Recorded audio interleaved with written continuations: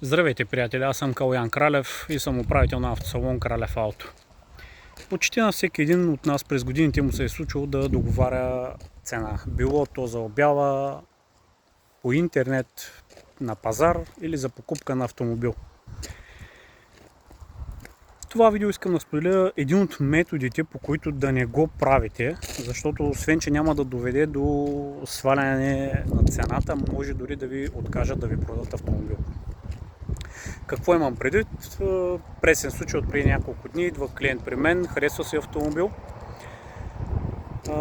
Договаряме цената, в който момент му казвам, че това е крайната цена. Той е възмутен и казва, че не е съгласен, това не е приемлива цена за него. И буквално ми казва, не, това не е реална цена, сваляй още от цената, аз няма да я платя на тая цена. Сваляй още.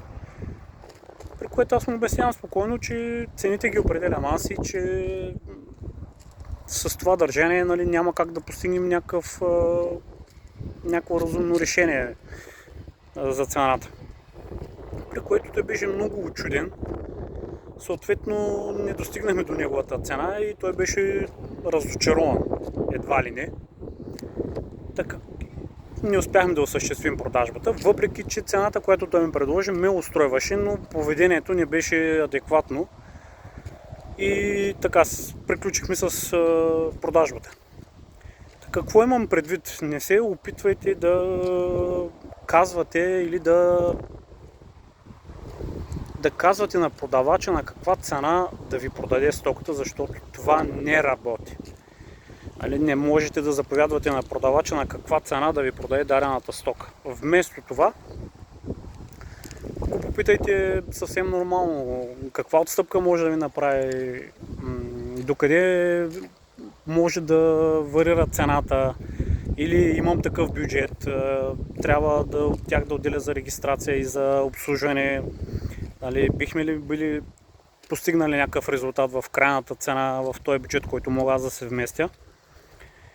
Или през годините това, което съм разбрал, че работи най-добре, ако искате да свалите най-много от цената, е да направите оферта и да изчакате известно време. Какво имам предвид, ако примерно сте от друг град и колата се намира в друг град. Отивате сутринта, правите оглед на автомобила, казвате си каква цена бихте я платили и казвате, че примерно 2 часа сте в града, ако реши да ви се обади. Повярвайте ми, това е единственият метод, който може да свалите най-много от цената, защото в конкретния случай вие не знаете продавача в какво положение е. Дали му трябват пари за стока, дали стоката му е застояла и иска просто да я поднови, дали има нужда от пари и така нататък, да не избравим всички тези случаи.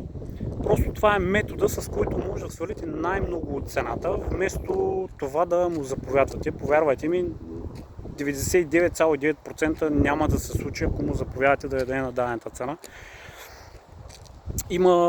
Ще се случат две неща. Първо, няма да ви свали почти нищо от цената, да не казвам нищо. Второ, може да приключи продажбата с това отношение. И трето, може да се осъществи продажбата, ако наистина продавача иска да се оттърве от дадената стока.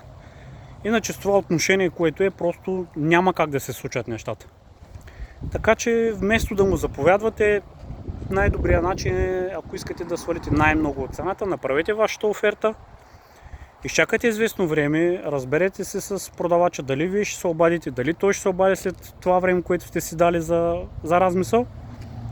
И ако наистина продавача може да ви даде на тая цена, повярвайте ми, то ще се случи. Защото това време, което му давате за размисъл, отначало може да ви каже, не, това не мога да ви дам на тая цена, но ви му кажете съвсем спокойно, 2 часа съм в града, помисли си, ако решиш ми се обади, или аз ще ви звънна.